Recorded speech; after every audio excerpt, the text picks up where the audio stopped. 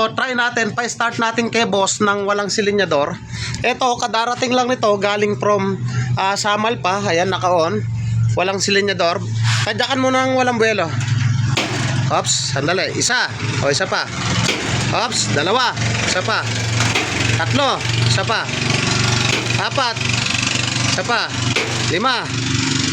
Anim. Ops, okay na. So, mukhang hindi under na, boss. Sa dating na eh. Sa gawin natin makulit yung motor mo. Sige, bagsakin mo lang namin sana. Sige, bagsak. Oh. Yan oh, patay mo. Sige, patay. Oh, sige, on mo. Isang bagsak. Oh, anong masasabi mo? Okay. Oh, ba ito, patay mo muna, baka nagbibiro. Oh, buksan mo. Oh, tadyak. Oh, anong masasabi mo? Okay.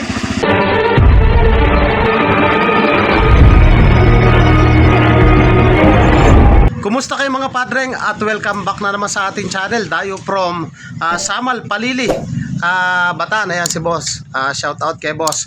Ang issue ng motor ni boss, pag mabigat daw yung karga, nasa 200 ba? 200 kilograms na karga, hirap daw bumatak. Tapos parang may naririnig daw siya na parang pumipitik-pitik.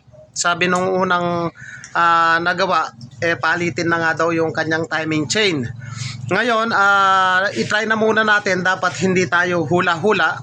Dapat meron tayong basis o batayan para masabi natin yung eksaktong sira nito.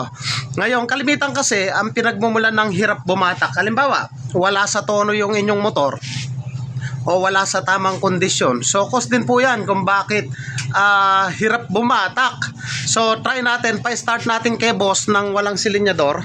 Ito, kadarating lang nito, galing from Samal pa. Ayan, naka-on. Walang silinyador. Tadyakan mo ng walang buwelo. Ops, sandali. Isa. O, isa pa. Ops, dalawa. Isa pa. Tatlo. Isa pa. Apat. Isa pa. Lima. Anim. Ops, okay na. So, mukhang hindi under na, boss. Sa dating na eh. So, mainit yung makina. Wala sa timing yung motor. Ang napagawa na niya na daw dito, 10 years na to eh, yung kanyang motor. Yung idle gear bushing. O, nagpalit sila. So, dinala rito ni boss para ipa-check up. So, nakita kong problema. Ayan, hindi niya mapa-under yung kanyang barako. Dapat yan, pag tinadyakan, one kick lang yan. So, idadamay na natin yan. Pag ganyan yung issue na hirap paandarin, tune-up ang kailangan natin dyan, mga padreng. So, pag sinabing tune-up, hindi lamang po yan adjust ng barbula. So, pag sinabing tune, tono, walang iniwan sa gitara yan, 6 yung kwerdas. So, ganun din yan. Spark plug, high tension wire, carburetor, adjust barbula. So, tono ng carburetor, air cleaner. So, iisa-isay natin yan. So, ngayon, sinasabi niya na parang may maingay daw sa makina. Sige nga, paandar mo, lagyan mong gas. Ayan, ayaw pa rin. Mukhang natuluyan na. Sige, paandarin mo. Natuluyan na yata, boss ko. Ayaw na. Yun. Bitaw mo lang yung silinyador. So, yung sinasabi ni boss na akala mo may pumipitik na bakal daw sa loob, tapos hirap bumatak. So, yun ang kanyang issue. So, ngayon, ayan nga, hard starting, hirap bumatak. Pag hirap bumatak, automatic, clutch lining yan. Nagpapalit siya ng idle bushing. So, hindi niya na nasabay yung clutch lining dahil medyo malaki na daw yung gastos. Kaya naman sa video ito, ituturo ko sa inyo step by step paano natin mapapa one kick itong barako na to. Ngayon, automatic yan, clutch lining. Magpapalit na tayo ng clutch lining. So, may dala na rin si boss. Matagal na pala yung lining niya. Kakasa natin yan. Tapos, yan, tono. Tsaka yung ingay nga daw ng motor ni boss. So, yung mga padreng, tune up yung una natin gagawin na yung motor ni boss. Halos magsasampung tadyak na. Hindi pa rin niya mapaandar. So, ganito lang ang gawin nyo pag ganun yung estilo ng inyong barako. Tanggalin nyo lang yung kanyang kopa. Tanggalin nyo yung kanyang high tension wire. Dito sa kanyang high tension wire, i-check natin kung corroded yung pinaka-wire niya. Pag corroded, putulan lang natin yung dulo. Ayan o. So, putulan nyo lang yung dulo para makita nyo kung corroded siya. Ito, ganito yung gawin nyo. Dulo lang. Ayan, minsan kasi ayun o. So okay naman siya, hindi naman siya corrosion. Next natin, ayan, medyo malabo. So dito okay naman din. Pagdating dito, ang gawin nyo lang yan, parang medyo nagbeberde. So ang gawin nyo lang, kumuha lang kayo ng wire brush, sundutin nyo lang yan. Okay, gato lang pagkakakuha. So ganito lang, kumuha lang kayo ng wire brush, galing to sa clutch cable ng motor ko. Sundutin nyo to kasi nga, eto, Kapit panda rin yan. Ay, ganda niyan. pag nagkaroon to ng corrosion sa loob, poor connection ng kuryente. So marami kasing hindi pumapansin dito. So yan, kailangan malinis lang natin yung loob. At pag nalinis na natin to, pupunta naman tayo doon sa kanyang spark plug. So sinasabi ni boss, yung spark plug may higit 1 taon na. So konting tips lang mga padreng, ang pagpapalit ng spark plug ay every 8,000 kilometers or 1 year. So automatic yun sa kanya may higit 1 taon na. So babaklasin din natin para makita natin yung sunog. So yan, okay na siya. Doon tayo sa kanyang spark plug. Sa wicker. Sir, boss, mawawala yung pag-overflow niyan pagka na ano. Mamaya, dito ka magyaya. Sisilipin natin. Magbukas may sir. Kaya niyaya na kita, may sir. Isa magbukas. So itong motor din daw ni boss nag-overflow, may mga content tayo nito na Barako 175 na walang tigil yung overflow. Dumayo din from San Pedro. Overflow, so pinapadamay na rin ni boss yung overflow. So gagawa natin ng paraan yan sa discarding malupitan. Tanggalin lang natin to. Pero hindi mo pwede tanggalin yun, no? Talaga lilinisin lang. So dito mga padreng, kung mapapansin nyo sa kanyang spark plug, pudpud na yung pinakadulo. Ayan, oh. Wala na yung pinaka center electrode. Ayan, oh. So naubos na. Yan lang yung mamahalin ko. So to, automatic papalitan na natin to mga padreng.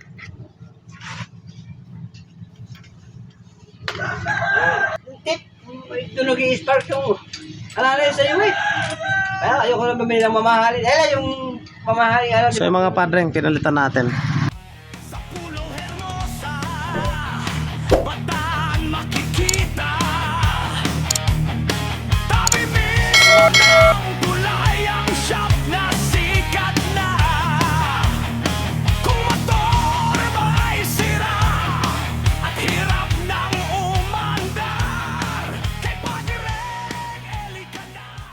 So yung mga padreng, okay na yung high tension wire, yung kopa, yung spark plug.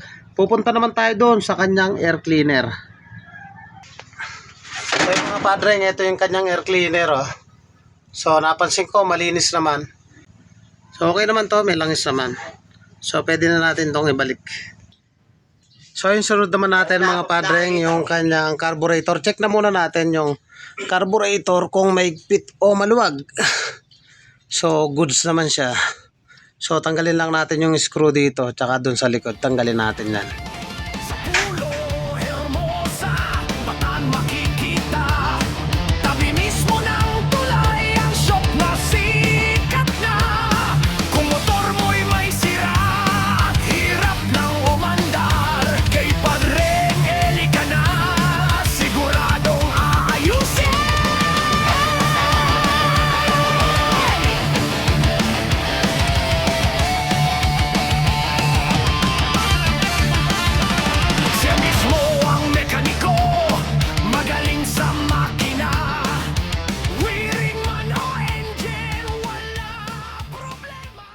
Cause kung bakit nag-overflow, wala sa standard yung kanyang floater.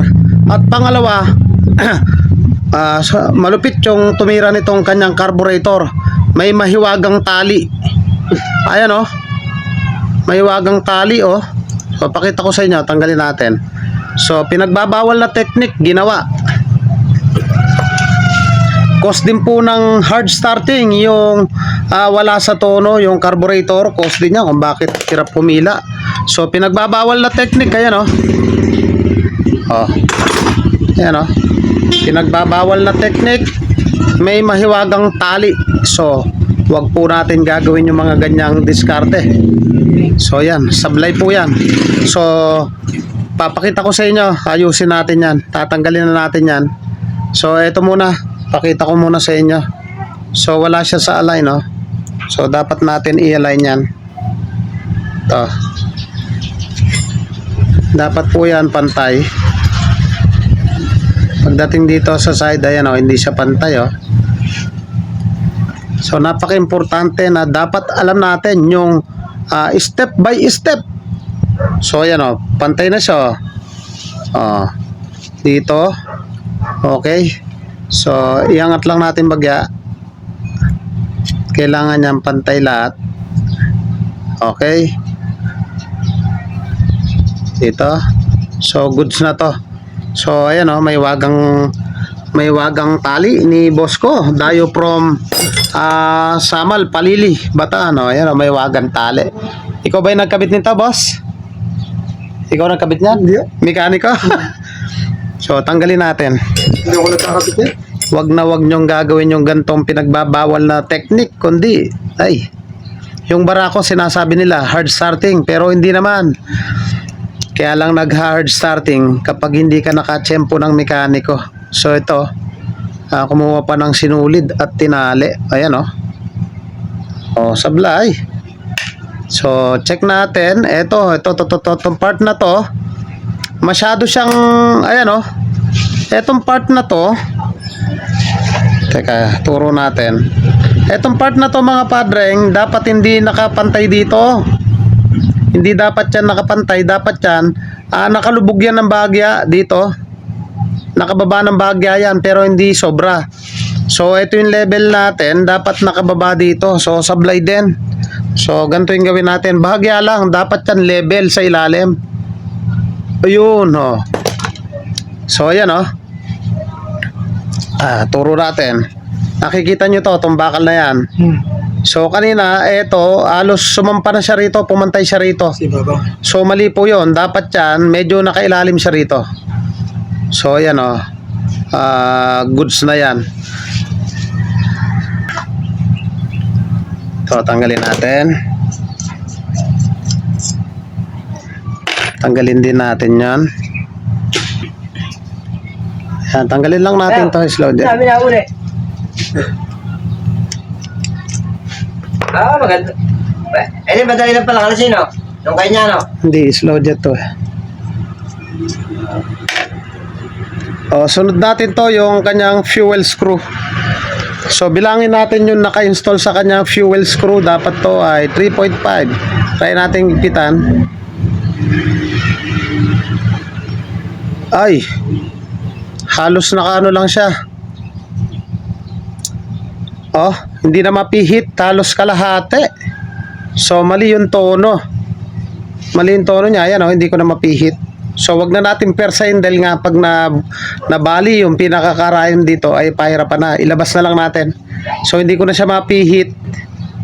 Posible to wala sa tono dahil nga tila sagad na, hindi ko na siya mapihit.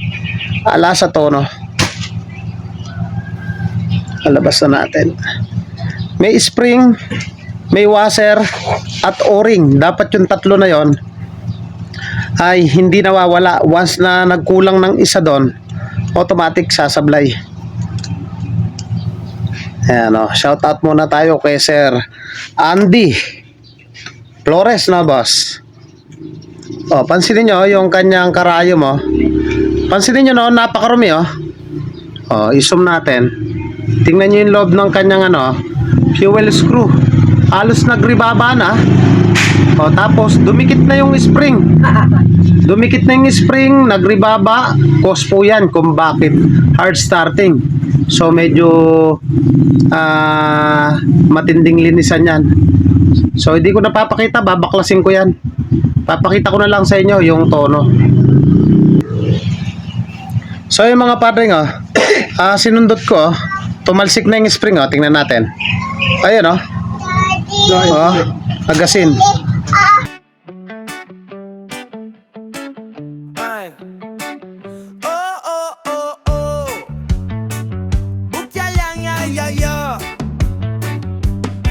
Sa garahe may mekaniko, piyasa sa makina.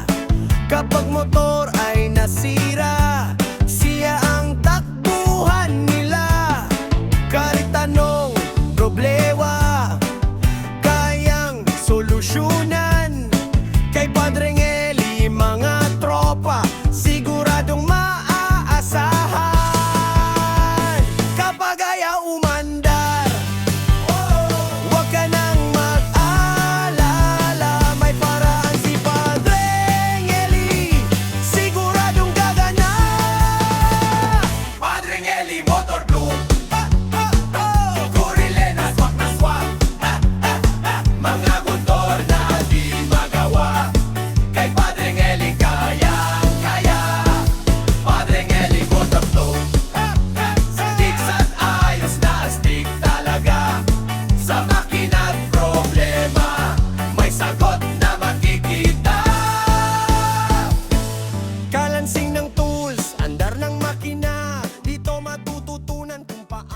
So yung mga padreng, sinagad ko lang, dapat lumabas yung pinakakarayom, tapos bilangin natin.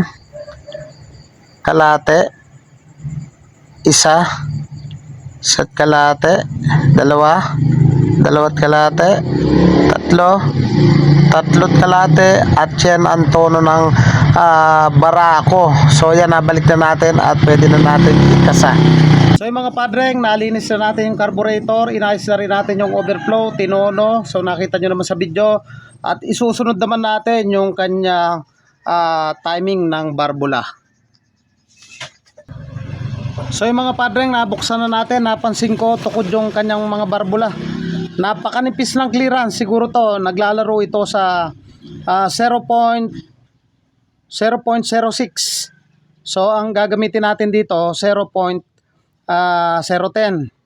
Dito Kaya sa kanya, 0.012. So tukod yung kanyang barbula. Pakita ko sa inyo. So ipasok natin yung 0.010 mga padreng. Sabi ko sa inyo, tukod siya. Try natin. So ayan o, ayaw pumasok o. Ay, Oh. pumasok eh. Ayaw pumasok sa kabila. Sabi ko rin dito sa kabila ay tukod. So pakita ko sa inyo na tukod din siya. Pagka nayayos mo, may pauwi tayo, kapitin mo. O ayan o. Tamo. Tukod na tukod. Dahilan kung bakit ayaw din bumatak yung mga ganyan tukod. Tsaka hard starting.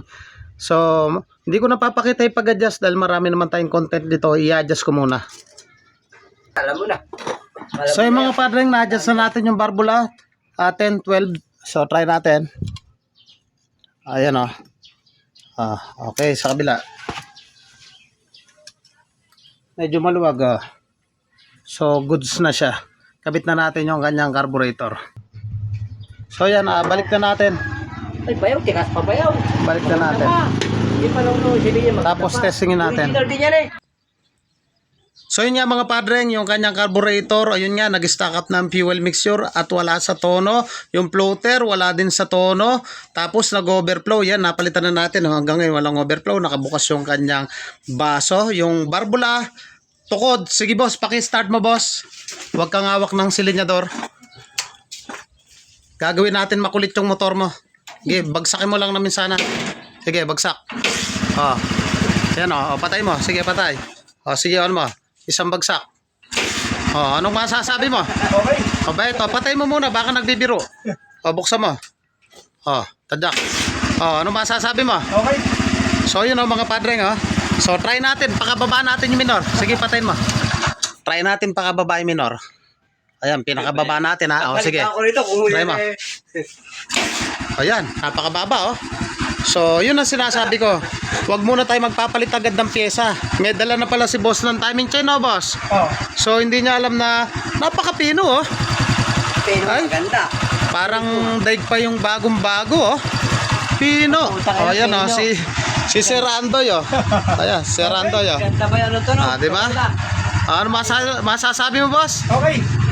Okay daw Ang ganda ng kalugkog. Pino. May mga padreng, nagpalit din kami ng clutch lining. So papatesting natin. Ayun yung mga taga-Samal na hard starting, ginawa lang nating one kick yung kanyang barako. Di ko na binidyo, clutch lining. So yan Anong dating?